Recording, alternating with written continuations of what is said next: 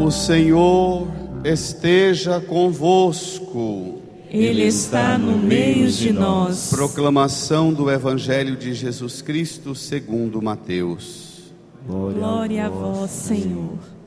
Tendo nascido Jesus na cidade de Belém, na Judéia, no tempo do rei Herodes, eis que alguns magos do Oriente chegaram a Jerusalém perguntando: onde está o rei dos judeus que acaba de nascer? Nós vimos a sua estrela no Oriente e viemos adorá-lo. Ao saber disso, o rei Herodes ficou perturbado, assim como toda a cidade de Jerusalém. Reunindo todos os sumos sacerdotes e os mestres da lei, perguntava-lhes onde o Messias deveria nascer. Eles responderam: em Belém, na Judéia, pois assim foi escrito pelo profeta: e tu, Belém, terra de Judá, de modo algum és a menor entre as principais cidades de Judá, porque de ti sairá um chefe, que vai ser o pastor de Israel, o meu povo. Então Herodes chamou em segredo os magos e procurou saber deles cuidadosamente quando a estrela tinha aparecido. E depois os enviou a Belém, dizendo: ide e procurai obter informações exatas sobre o menino, e, quando o encontrardes, avisai-me, para que também eu vá adorá-lo. Depois que ouviram o rei, eles partiram. E a estrela que tinham visto no Oriente ia diante deles, até parar sobre o lugar onde estava o menino. Ao verem de novo a estrela, os magos sentiram uma alegria muito grande. Quando entraram na casa, viram o menino com Maria, sua mãe. Ajoelharam-se diante dele e o adoraram. Depois abriram seus cofres e lhe ofereceram presentes: ouro, incenso e mirra. Avisados em sonho para não voltarem a Herodes, retornaram para a sua terra, seguindo outro caminho. Palavra da salvação. Glória a vós, Senhor. Nós celebramos hoje o último grupo a manifestar sua acolhida e adoração ao menino Jesus, os magos do Oriente. No relato do Evangelho, nós vimos os magos voltarem para a sua terra. Esse anúncio que nós acabamos de ouvir é para que nós terminemos hoje. Amanhã o presépio vai ser desmontado. Nós saímos da igreja hoje como os reis magos. Voltamos para a nossa terra, voltamos para o nosso batente, como os pastores voltaram para o batente deles, como pastores. Mas nós não voltamos agora como gente perdida. Nós temos um programa que ordena nossa vida no tempo, a celebração do mistério de Cristo. Tendo nessa proclamação que acabamos de ouvir, aí escrito em negrito, na parte em letras mais escuras, para nós o que é mais importante no correr desse ano, terminadas as festividades do Natal: o sagrado tríduo pascal, que culmina no domingo da Páscoa, 5 de abril. É a parte mais importante do nosso planejamento desse ano, celebrar a Páscoa. Depois, a cada domingo, a igreja se reúne e celebra a Páscoa semanal, o mistério de Cristo que acontece na história, no tempo. No quarto parágrafo diz assim: da celebração da Páscoa do Senhor derivam todas as celebrações do ano litúrgico. É da Páscoa que a gente celebra o resto, até o Natal. É com a luz da Páscoa, é com a lanterna da Páscoa que a gente ilumina o presépio e entende o presépio. Mas em vista da Páscoa, por causa da Páscoa, a programação nossa para 2015, iniciar a quaresma 18 de fevereiro, depois celebrar o tríduo pascal, depois a celebração da Ascensão do Senhor, Pentecostes, Corpus Christi, que termina toda essa caminhada no primeiro domingo do Advento, dia 29 de novembro. Sabe o que significa isso? Para que ninguém saia da igreja terminando as festividades do Natal, dizendo pronto, acabou. Não, nós agora vamos entrar aqui nós acolhemos a chegada do Messias, e essas festas que foram anunciadas, essas celebrações, são a nossa programação para ver o Messias, participar com ele da revelação do mistério da sua vinda. Vamos ao Evangelho, para abrir mais o coração e a mente da gente para viver esse ano de 2015 com um novo vigor.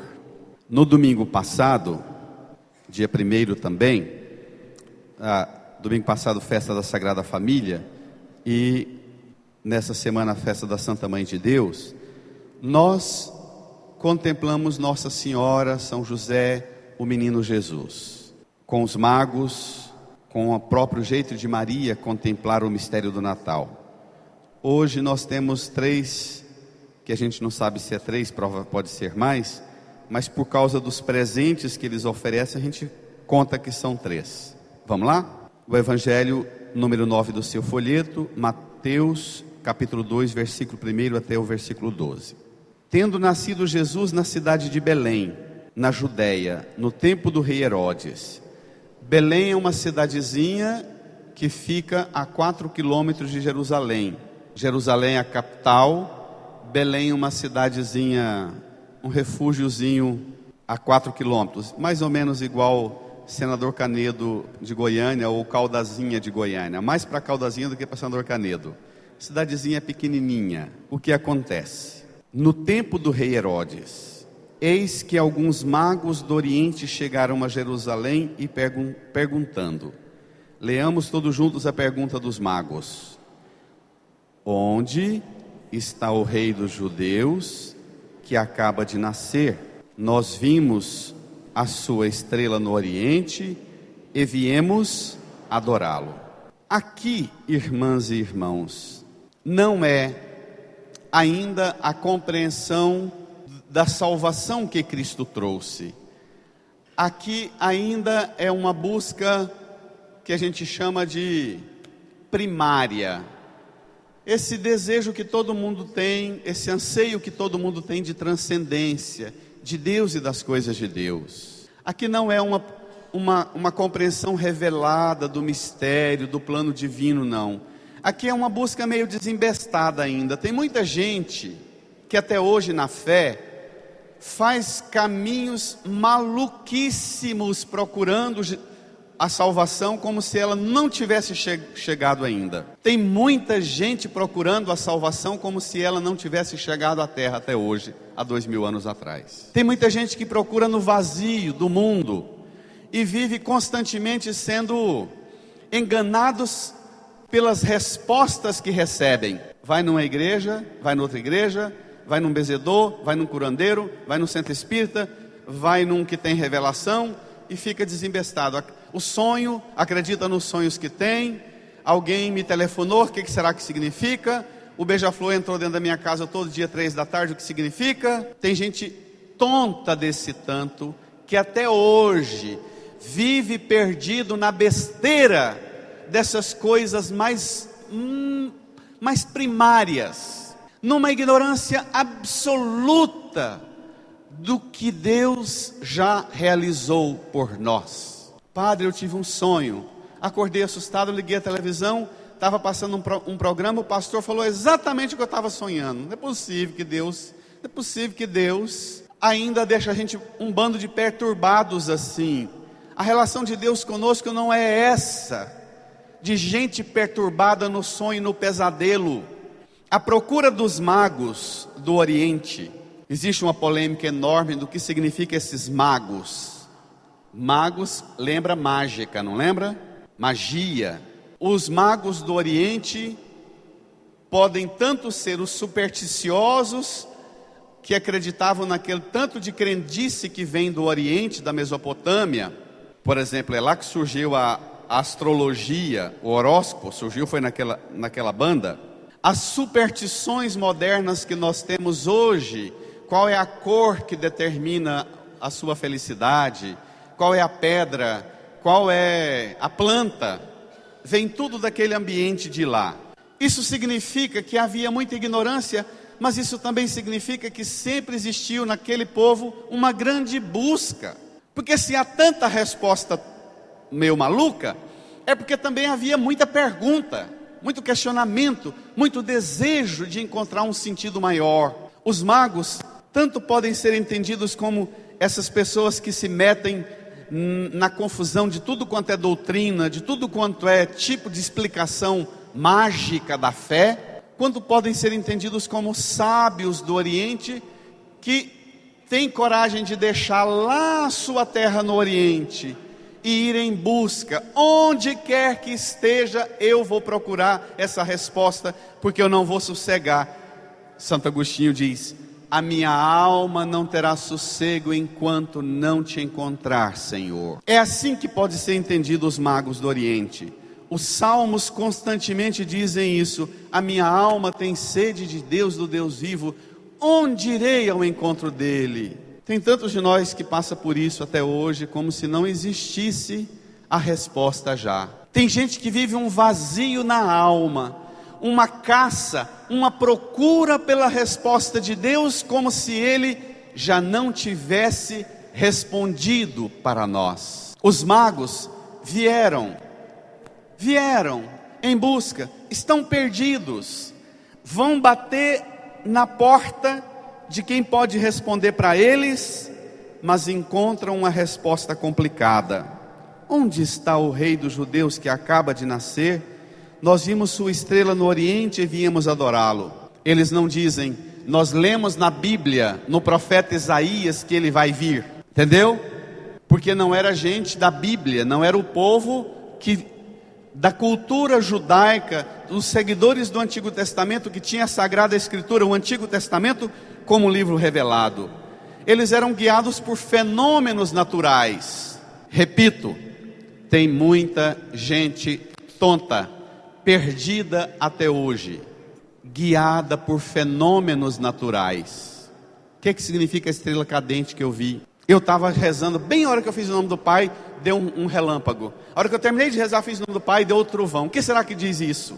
Tem gente que vive guiado por esse tipo de estupidez. Há um tempo desses, numa paróquia que eu trabalhei, saí da missa, depois de pregar, passou a segunda-feira, na terça-feira encontro uma pessoa do Ministério de Música da igreja, canta com voz muito bonita inclusive. Aí ela diz assim: padre, tenho que contar um trem para o senhor. Ela contou uma história, uma palestra comprida que não tinha fim. Mas em resumo, a história comprida dela era a seguinte: que ela estava num vazio desgramado da alma dela. Estava uma tristeza, uma tribulação na vida dela. E ela saiu e foi pagar uma conta no banco. E ela de bicicleta, quando ela foi atravessar uma rua, um senhor parou e falou, entregou uma rosa branca para ela e falou assim: ó, Deus mandou dizer para você que te ama muito. Padre, aquilo para mim foi a revelação, porque padre, a partir daquela hora mudou tudo, mas mudou tudo. E aí ela foi contando tudo que mudou. Eu escutei, e ela chorava. Aí eu falei: mas que pena você sair da missa, você escutar a palavra de Deus e precisar de um trem que você não sabe o que é. Essa rosa pode vir inclusive de um terreiro de macumba. Você depender de uma bobagem dessa para guiar a sua vida, você que canta os louvores do Senhor, criatura. Que pena! Como é que pode nós cristãos sermos perdidos assim? Nós não somos mais guiados por uma estrela, uma rosa que me deu, uma mensagem do celular, um telefone, uma revelação. E agora eu vou assustar alguns aqui, inclusive as revelações do padre Marcelo Rossi. Ei, é com você mesmo que eu estou falando. Você mesmo tem um filho que está preocupado. Padre, era comigo que ele falou. Gente, tenha dó e se endoida. Não acredita nesses trem não, isso endoida. Não incute que esses trem não, que isso endoida. Com todo o amor do mundo que eu tenho, e quero bem a muita coisa que o Padre Marcelo faz, mas esse tipo de fé não é para nós. Isso aí é para ainda o povo guiado pelas magias de padre, de macumbeiro, de feiticeiro, de espírita, de pastor doido, de padre doido.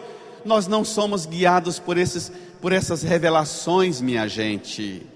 A revelação para nós já está feita, ela está aos nossos olhos escancarados na pobreza de Belém, aos nossos olhos escancarado na cruz, aos nossos olhos escancarado no corpo e sangue oferecido no altar, aos nossos ouvidos escancarado na palavra escrita revelada para nós. Nós não somos um bando de supersticiosos guiados por esses fenômenos. Olha o que acontece, vamos ver? Quem é guiado por isso pode, do mesmo tanto, tem a possibilidade de dar certo, como tem a possibilidade de não dar certo. Eles eram guiados por uma estrela, foram para onde? Versículo 3, leiamos. Ao saber disso, o rei Herodes ficou perturbado, assim como toda a cidade de Jerusalém. Como é que pode nascer um rei se o rei Herodes não sabe quem é? Ficou perturbado, a cidade inteira ficou perturbada. Versículo 4, leia comigo.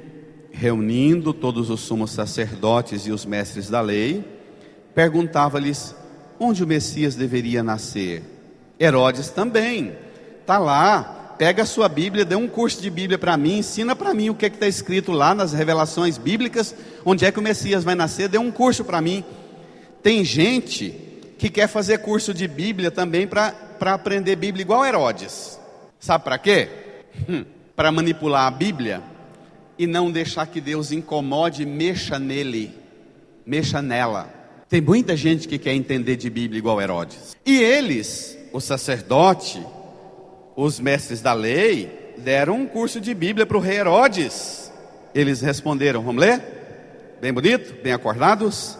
Eles responderam, juntos igreja, em Belém, na Judéia, pois assim foi escrito pelo profeta, e tu Belém, terra de Judá, de modo algum és a menor entre as principais cidades de Judá, porque de ti sairá um chefe, que vai ser o pastor de Israel, o meu povo.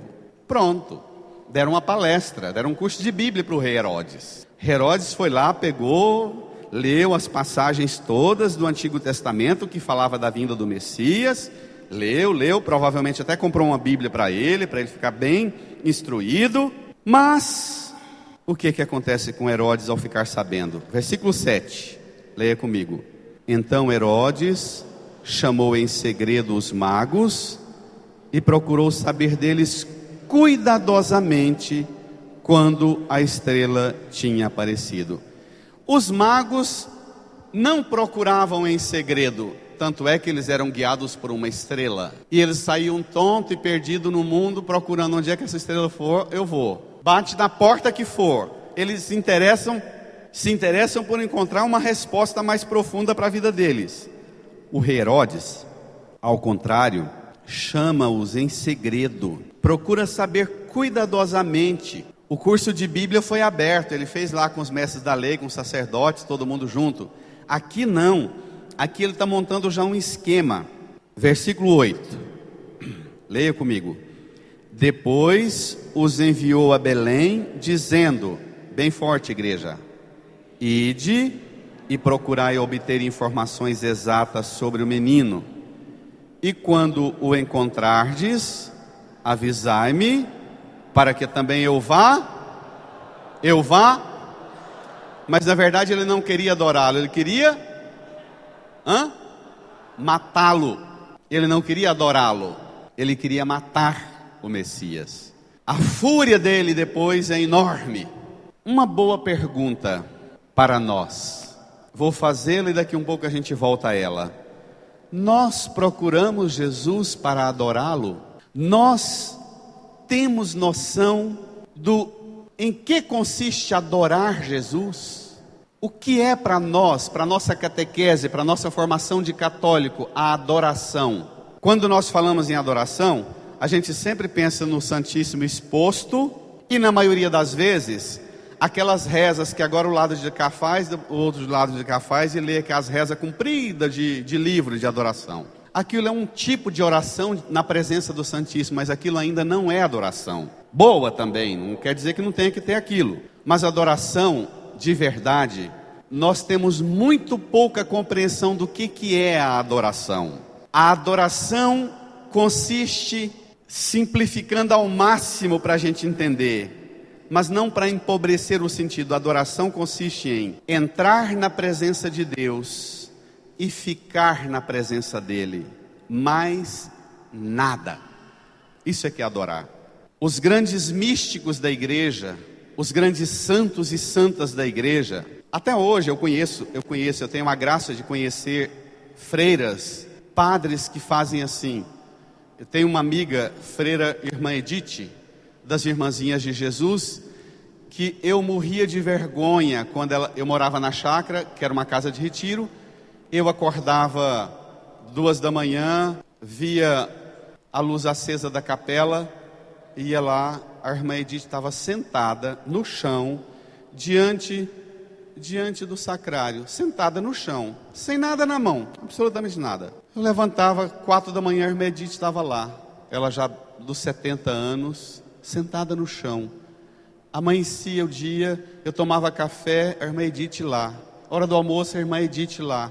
Ela fazia turnos de 24 horas diante do Santíssimo, sem nenhum livro, sem nada. Quando muito a Bíblia do lado, eu rezava um salmo e ficava lá. A adoração consiste em entrar na presença de Deus e permanecer nele. Não é pedir nada, não é querer milagre nenhum, entendido? Não é gritar, nem pular, nem bater palma necessariamente. Pode ser isso tudo, mas o que eu estou querendo dizer é que o sentido pleno da adoração, os reis, por exemplo, existiram reis na história, sobretudo os imperadores romanos, que exigiam que o cidadão romano adorasse a eles. E a adoração consistia, quando o rei passasse, que todo mundo prostrasse no chão, com o rosto por terra. Isso aqui era adorar. A adoração consiste nisso. É eu zerar minhas intenções, minhas preocupações, meus desejos, minhas vontades, e ficar na presença dele. Ele basta, nem necessidades eu tenho, nem olho para elas. Dito isso, nós temos praticado esse tipo de oração ou precisamos aprender muito ainda, gente? O que nós chamamos de adoração, nossa fé é muito interesseira. A nossa fé é muito de fazer gambira com Deus, fazer negócio com Deus. A gente não curte Deus, nós curtimos muito pouco a Deus. Entrar na presença dele, saborear a presença do Senhor, como dizem os salmos. Os salmos dão para a gente muitas pistas de como fazer a adoração, do que consiste a adoração.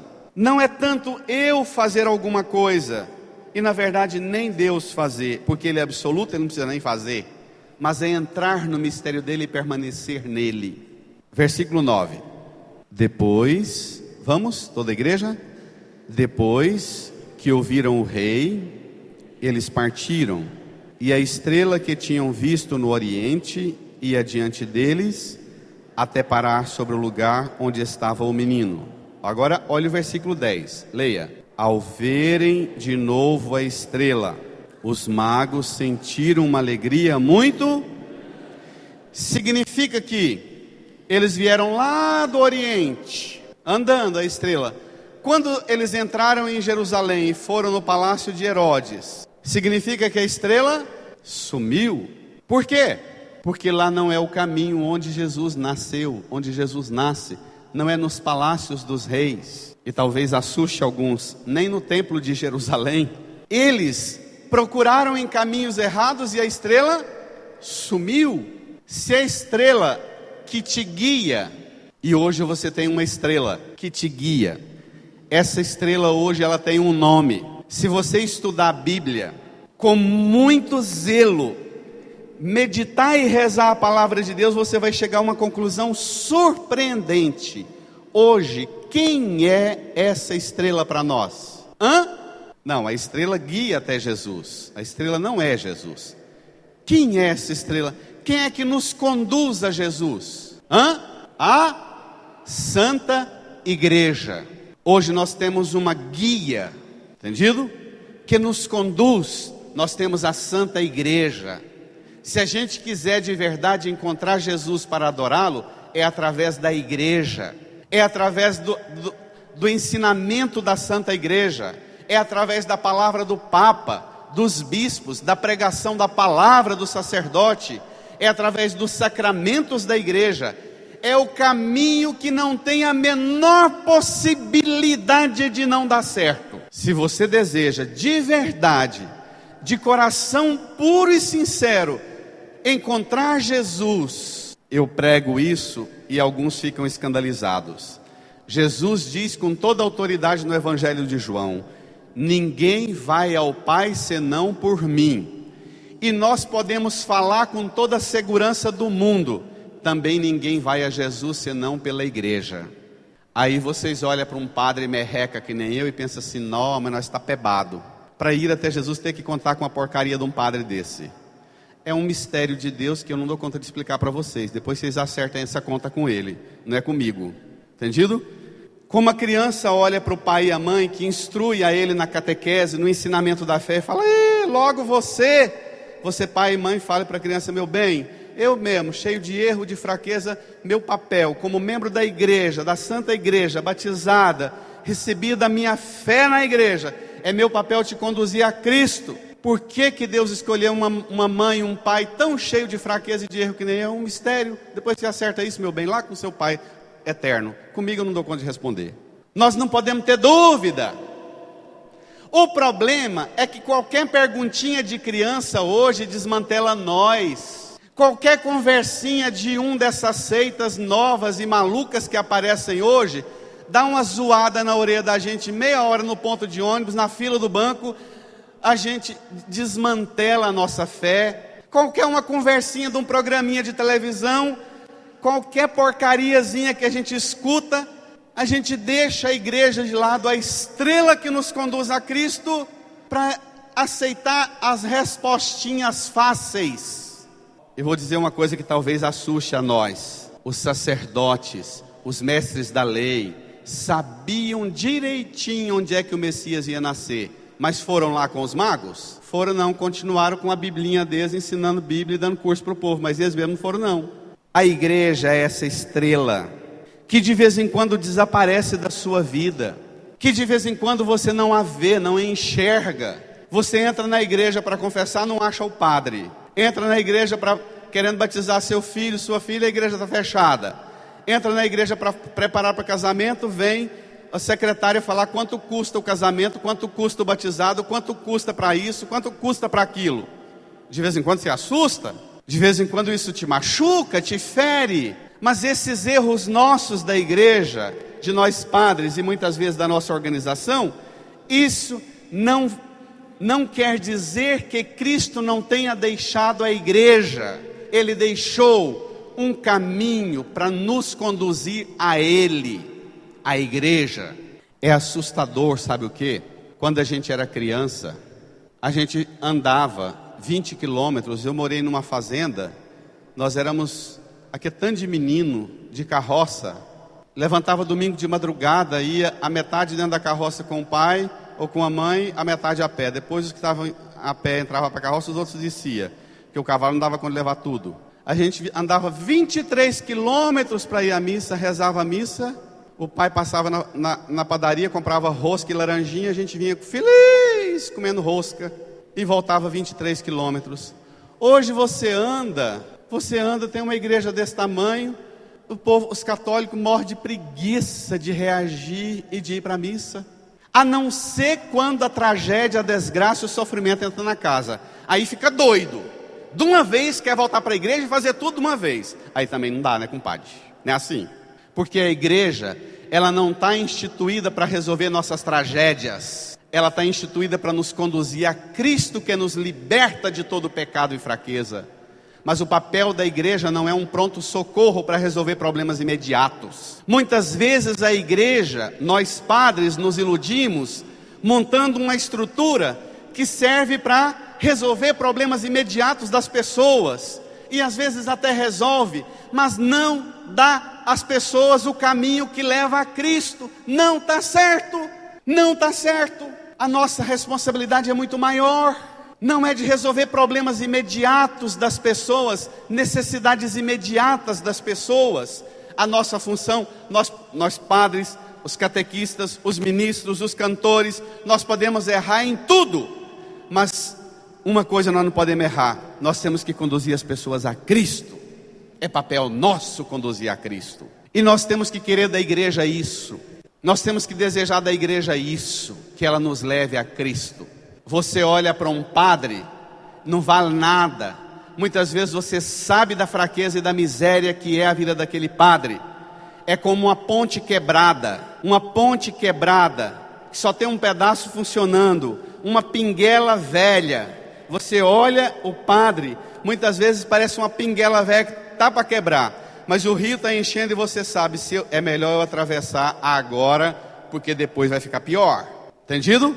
Olha para o padre, seja a ponte quebrada, a pinguela que for, mais atravessa, aproveita. É ruim, mas atravessa. Olha, está aqui para te oferecer Jesus. Olhe para o padre e diga para Jesus: Jesus, a única coisa que eu quero desse camarada que está aí na frente é que o Senhor chegue a mim e que eu chegue até o Senhor, pela palavra, pela Eucaristia. Só isso, Jesus, só isso. O problema é que às vezes a gente vai para a missa e fica olhando para o erro do padre, e fica tão agoniado com a fraqueza do padre, que a gente joga o padre fora com Jesus junto. Pum! Isso acontece ou não? Besteira nossa, burrice nossa. Ele fez a ponte, ele fez a pinguela, ele fez o trieiro. É só uma... quando a gente no mato faz uma picada, não é? Não é nem estrada, é só uma picada marcada. É só uma picada que tem.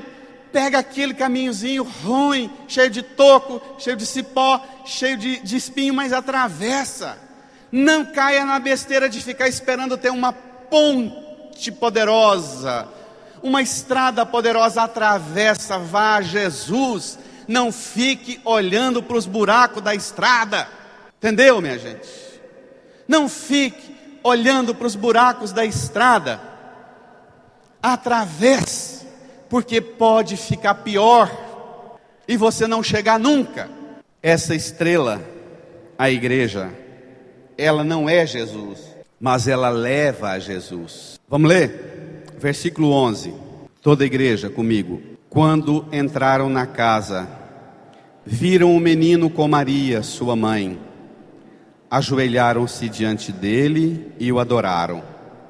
Para lá. Ajoelharam e o adoraram. Primeiro adoraram. Aí continua a leitura. Depois abriram seus cofres. Depois. Primeiro adoraram. O culto de adoração não se mistura com o culto da oferenda. É um culto, é um rito. Adoraram a Ele. Hoje em dia, me assusta o quanto nós católicos perdemos o senso de adoração. Que é aquele dos velhos antigos que a gente entrava na igreja, a gente era menino, olhava para as pessoas mais velhas que vinham bem mais cedo para a igreja, sentava no banco e ficava tempos e tempos olhando para o infinito da frente do altar. Ficava um tempão. A gente chegava na mãe, na tia, na avó e perguntava: o que a senhora fica fazendo lá? Eu fico na presença de Deus, curtindo a presença de Deus. Hoje em dia, a gente chega na igreja, se chega mais cedo, começa a prosear com quem está do lado, e conversa, e conversa, e conversa, e conversa, e olha para o celular, e vai lá, e vem cá, e anda aqui, conversa ali, e vem aqui, e vai ali. A gente não tem mais esse senso de curtição da presença de Deus. Nós perdemos isso. Vou dizer, talvez assuste mais alguns. Antigamente, terminava a missa, tinha o canto de saída, as pessoas saíam em silêncio e lá fora aí virava muvuca, abraçava, cumprimentava, contava causa, ia para a feira comer pastel. Mas era comum antigamente terminar a missa, as pessoas ficarem longo tempo dentro da igreja curtindo Jesus eucarístico que recebeu, longo tempo sentado lá ou de joelhos. Nós perdemos esse senso antes da missa, durante a missa e depois da missa. Nós perdemos. Ajoelharam, adoraram, depois abriram seus cofres. Isso pode significar que eles eram pessoas de posse, porque tinha cofre, E provavelmente era uma comitiva, porque ninguém carregava um cofre no bolso, né? Era uma comitiva com servos carregando esses cofres nos ombros, uma comitiva grande. Provavelmente não era assim, só 3 magos. O que é que eles apresentaram a Jesus? Agora vem a revelação bonita. Vamos ver? Lê comigo. Depois abriram seus cofres e lhe ofereceram presentes. Leia: ouro, incenso e mirra. Isso aqui é bom demais. Todos os anos, quando eu preparo essa missa, eu vasculho tudo quanto é a área de estudo e de pesquisa para ver o significado do ouro e do incenso e da mirra. Mas é uma delícia ler sobre isso. Tem coisas boas demais mesmo na internet. Tem muita coisa boa para explicar o significado do ouro, do incenso e da mirra. Eu vou dizer da forma mais próxima para a gente, muito mais contemplar e adorar Jesus. Os povos antigos tinham as crendices, como hoje em dia tem. Tem católico que lê todo dia, ou escuta o horóscopo depois de trabalhar. Tem católico besta e tonto que até hoje faz isso, que não podia nem ser chamado de católico fazendo uma besteira dessa. Mas os supersticiosos têm lá a cor que você usa, a pedra que você usa. Pode ser que isso signifique ouro, incenso e mirra, o que cada um tinha como a essência que ele carregava com ele, que sentia que era protegido por aquilo. Mas pode ser que eram mesmo, o mais provável, objetos de valor. O ouro, nas culturas antigas, significa o símbolo do poder, da realeza. Os místicos da igreja dizem que quando os magos, os reis magos oferecem ouro para Jesus, eles contemplam em Jesus o Pai eterno, que é o Senhor de tudo. O incenso, que tem católico que não sabe o que significa incenso. Depois que eu cheguei para cá, que eu sou meio doido, uso aquele incensário grande para dar mais visibilidade no incenso, porque o turíbulo pequenininho numa igreja desse tamanho não faz diferença nenhuma. Muitos perguntam para mim, para que incenso? O que significa incenso? Tem muitos católicos que saem da missa perguntando às lideranças daqui, o que significa incenso? O incenso, a gente vê a fumaça, ela vai para baixo, para cima, debaixo das coisas, até no cabelo, né? Tem umas mulheres que a hora que a gente entra com incenso na igreja, ela sai correndo para não cheirar o cabelo delas. O incenso, ele penetra, não é? Tudo. Ele é símbolo da divindade de Jesus. Está associada à presença da pessoa do Espírito Santo, que penetra tudo, que perscruta tudo. A oferta do incenso significa o reconhecimento do lugar onde Deus penetra e está impregnado e vem impregnar tudo. É isso que significa o incenso. Ele sobe, ele desce, ele vai para todo lado. É símbolo da presença divina que busca a nossa oração e eleva para o céu. Não é bonito isso? Então, o ouro está associado ao Pai eterno, o incenso ao Espírito Santo, e a mirra, que é uma essência usada para curar, para cauterizar a ferida, entendeu? Mas era uma essência também muito usada para embalsamar corpos, para fazer o corpo do defunto durar muito. Então a mirra que eles oferecem a Jesus, ela está associada à revelação de que Ele é aquele que virá para morrer por nós. E aqui está a mirra para preparar o corpo dele. Então, nos 3 símbolos que os reis magos oferecem, eles, olha que coisa linda, igreja, oferecendo o que eles carregam, eles descobrem em Jesus que leva ao Pai. Oferecendo o incenso, eles descobrem que Jesus com o Pai dá o Espírito Santo. Oferecendo a mirra, eles reconhecem Jesus como Messias que morre para a nossa salvação. Não é bonito isso? Não é bonito? Para vocês acordarem, mas para a gente acordar e reagir com essa revelação, vamos dar uma salva de palmas para os reis magos.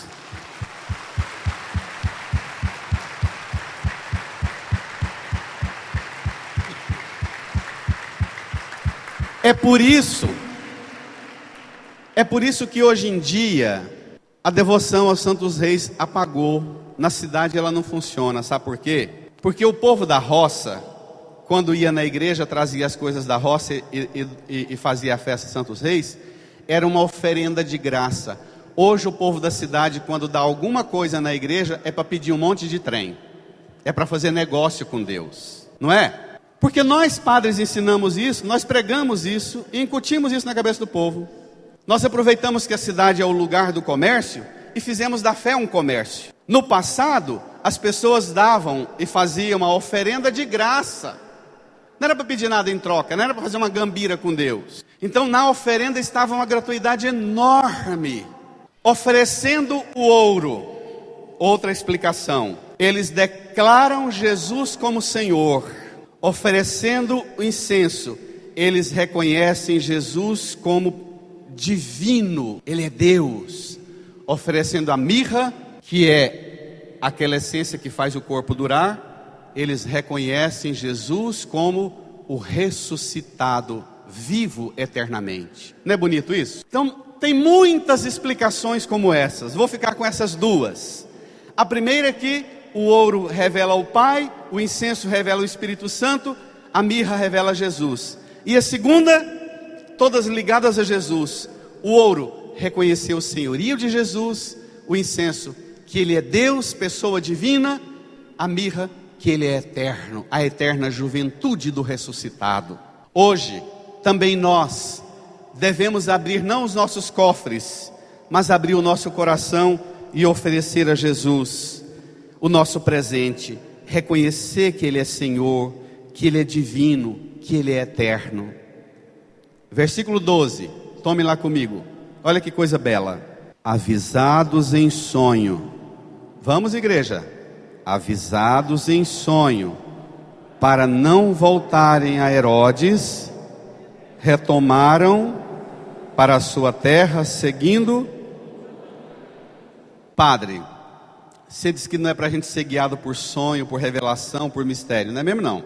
Por que os magos, São José, Nossa Senhora conversava com Deus através dos sonhos, dos anjos? Porque no tempo deles ainda não tinha a Bíblia. Nos nossos dias nós já temos a Bíblia já está pronta. Então se você quiser saber o que Deus tem para falar para você, escute a Bíblia e a pregação que a igreja faz para você. Tá claro? Fui claro? Nós não somos mais um bando de tonto perdido para dormir, para ver se Deus faz eu sonhar, para ver o que vai dar. Não somos mais isso não. Nós queremos que Deus, saber o que Deus quer de nós levantamos cedo, tomamos banho, botamos um perfuminho bonito, uma roupinha bonita, vamos para a missa, que a palavra dele revela para nós quem é ele e o que ele quer de nós. Tá claro? Nós não estamos mais perdidos na margaça não. Nós também vamos voltar para a nossa terra. Nós não vamos voltar pelo mesmo caminho, porque o Senhor nos orienta a tomar outro caminho, não o de Herodes. O Senhor nos orienta a tomar outro caminho, não o do shopping, não o da loja, não o do dinheiro, não o do poder do mundo. O Senhor chama a gente a tomar outro caminho. Hoje, quando a gente sair da igreja, no final da missa, nós vamos todos despedir do presépio, como os reis magos. E nós vamos levar em nosso coração a consolação. Pelo Natal, nós tivemos a graça de acolher Jesus, como nosso Deus eterno. Nós tivemos a graça de acolher Jesus como a presença divina, redentora e salvadora para a nossa vida. Incline a sua cabeça, feche os olhos, fique um momento agora com Jesus, fale com Ele, peça para Ele te ajudar a sair daqui hoje como os magos, num espírito de adoração.